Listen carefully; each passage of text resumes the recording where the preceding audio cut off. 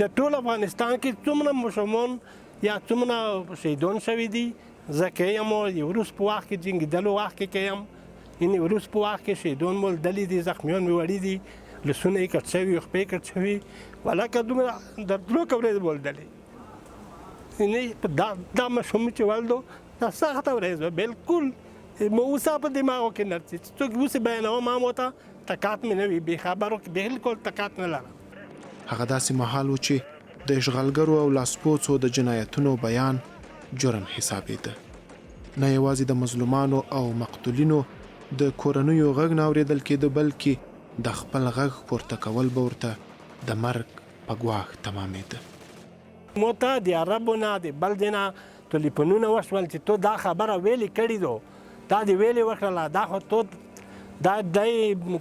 کمپین والا دی والا په چکونو مړ کی په خنجرو دی والا مړ کی